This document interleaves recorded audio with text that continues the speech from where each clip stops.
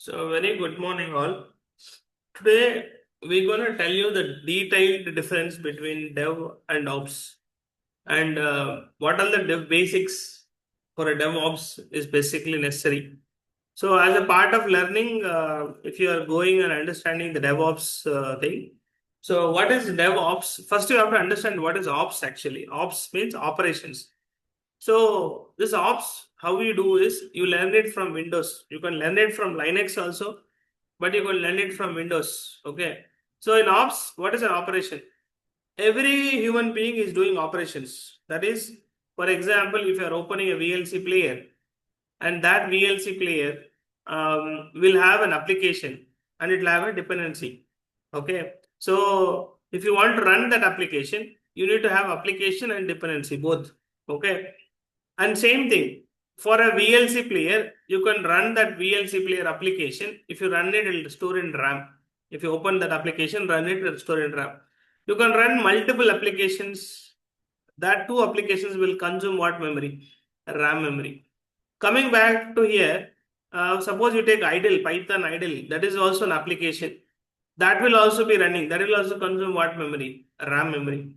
So basically, a coder should understand that in computer, in operations, any applications, the computer will identify using process ID. What is that?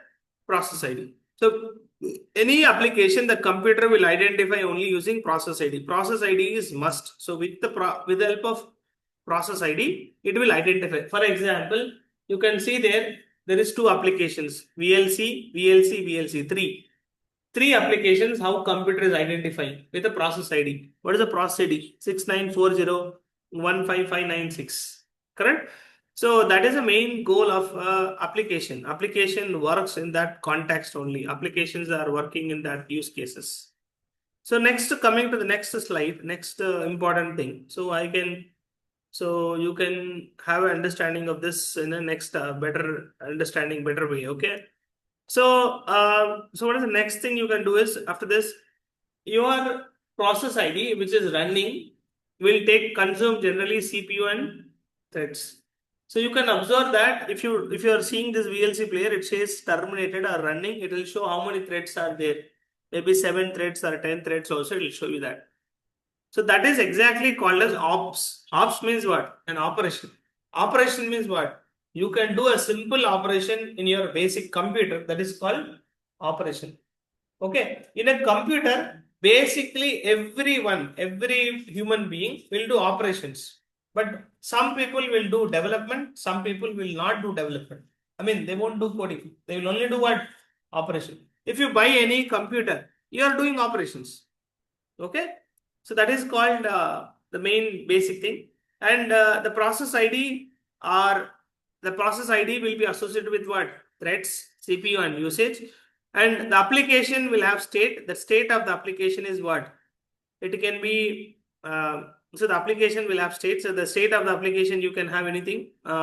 It is running state or it is, so you can just say any of the state of that application. So it will be like this. So that's the use case of applications.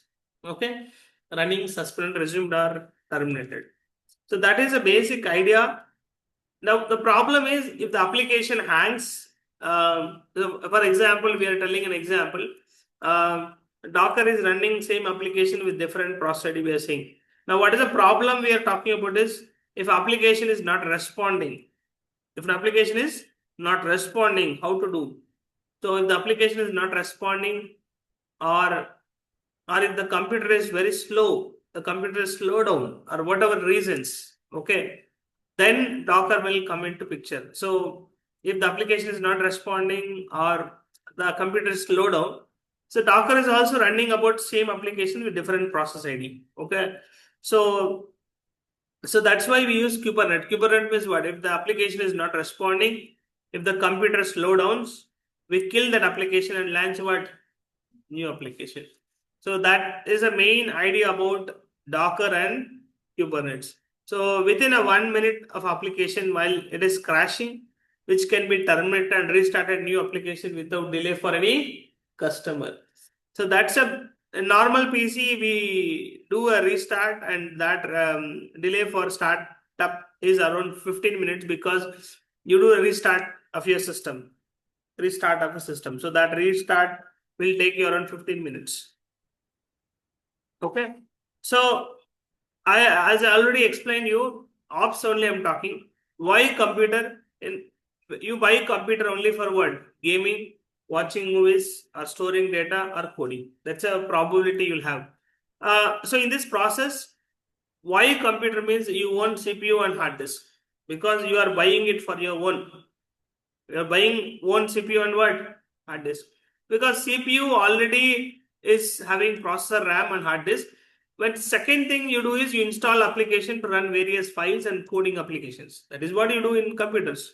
So this part, so what is cloud means what? You rent CPU and hard disk. You don't buy CPU hard disk. You rent CPU hard disk and OS also. Everything will be pre-set up. So the above AWS, GCP, Azure will provide. Who will provide? AWS, Azure. What is AWS, Azure, GCP? They are providing you a hard processor, hard disk, and OS. Three things they are providing. So you can install applications to run your code, or you can install some coding applications. Okay. So that is a main point about what ops is very, very important. What is ops means? If